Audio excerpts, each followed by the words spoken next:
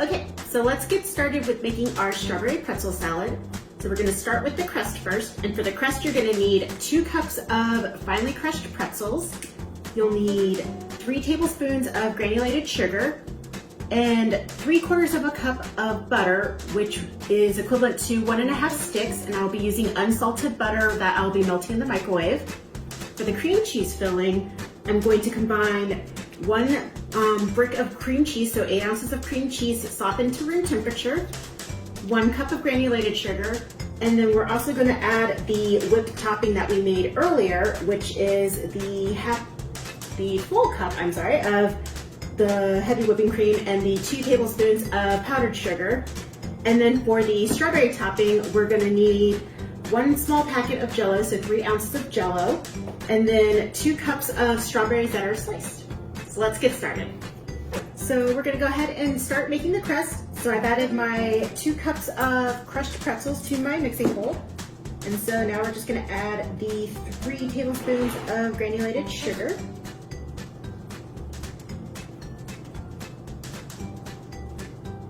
And we'll just kind of give it a nice mix to make sure the sugar is nicely incorporated. Great. And then I have my 1.5 sticks of butter that I have melted in the microwave. We'll just pour that in.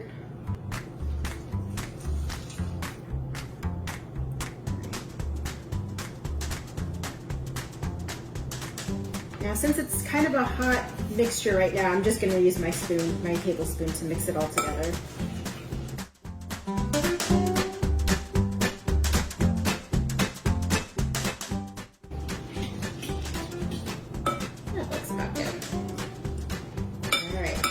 Once you have your pie crust made, we're going to add this to a greased pie dish.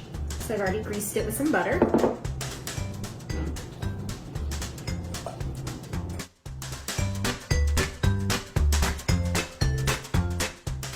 Alright, that's how to do it. So I'll pop this into the oven that's been preheated at 400 degrees. We'll cook it for about 15 to 20 minutes. We'll check up on it, and then once we are done, we'll take it out and let it cool, and then we'll start with the cream cheese and the strawberry filling. So now onto the cream cheese filling. In my mixing bowl, I've added 1 cup of sugar, and then to this I'm going to add the whole package of cream cheese. And like I said, the key to it is to let it get to room temperature. It makes it a lot easier to whip this together.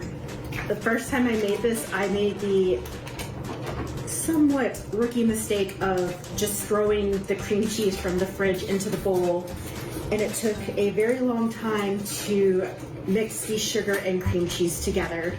So it should be a lot easier this time.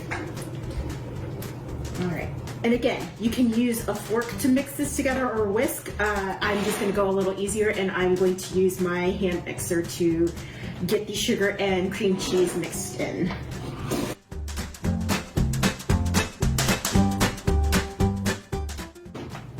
All right, see how that came together really into a nice little paste. So, get some of this extra off.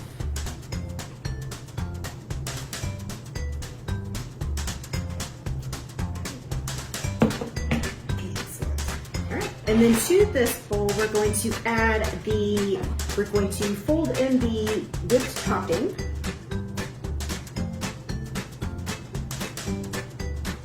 So with my spatula, I'm going to go under, then over.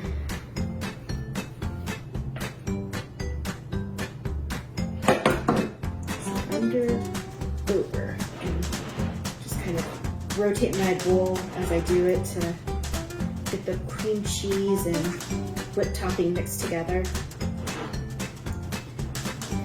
And as a tip too, you can also, in lieu of using the fresh whipped cream that we use, you can use Cool Whip. Alright, so it's pretty well mixed in there. So I'm going to take my cold pie crust, set this over.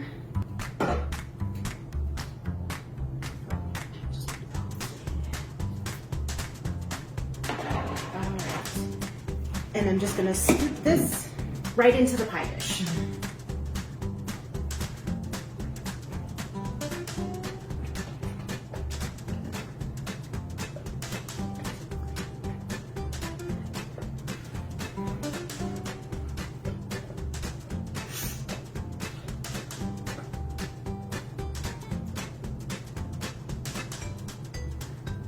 Make it sure that it's nice and even.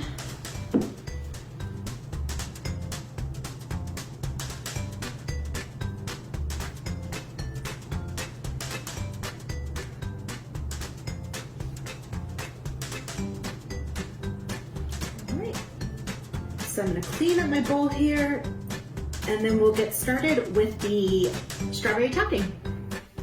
So finally, we're going to work on our strawberry topping that's going to go on top of the strawberry pretzel pie.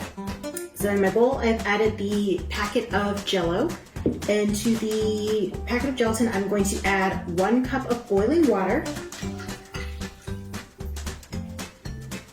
And we're going to stir this around until we see all of the gelatin dissolve, so about a minute or so. Now granted, the recipe here is called a strawberry pretzel pie, but you can get creative. If you want, you can swap out the strawberries for blueberries and use a blue Jell-O. If you want to do oranges, or if you want to add pineapple, you could do any of those types of fruits. You can play around with the Jell-O, and you can make the topping of lemon Jell-O or lime Jell-O if you're feeling adventurous. The ratio though would just still stand where you would make the gelatin mixture with a cup of boiling water, and then followed with 3/4 of a cup of cold water, and then you'll want 2 cups of a fruit. All right. So it looks like the gelatin has dissolved entirely. So to that, I'm going to add 3/4 of a cup of cold water.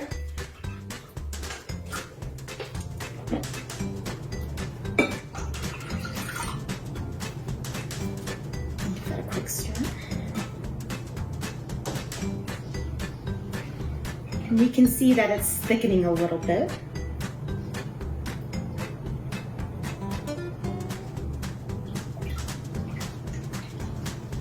And finally, we'll add our fruit to the mix.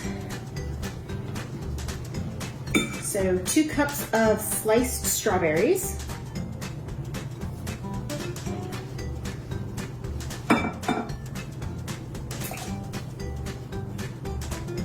And I just cut them lengthwise. They look pretty that way.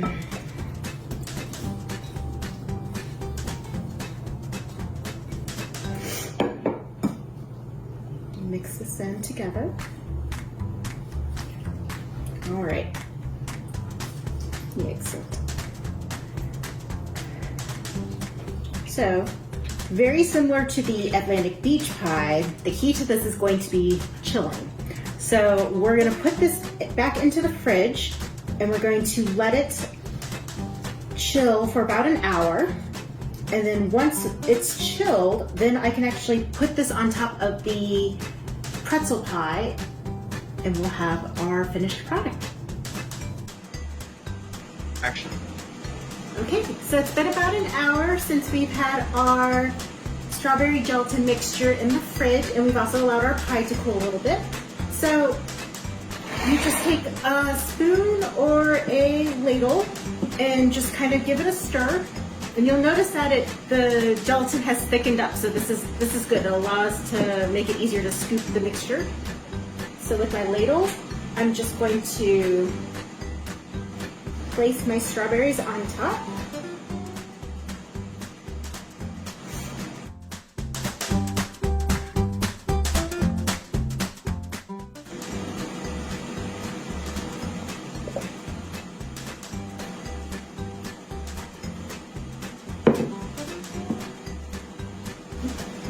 kind of like overflowing.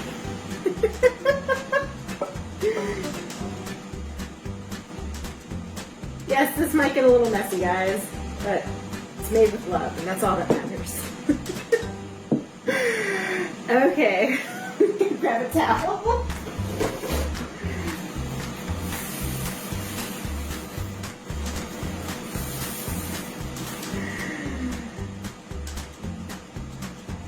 Okay, so I managed to get as much as my filling on here without going too overboard. So the next step is we're just going to put it in the fridge and let it cool and chill to firm. So that'll be another couple of hours. But once everything is done, we will have a very delicious strawberry pretzel pie on our hands. So we'll put it in the fridge. All right. So after several hours, we have our completed pies.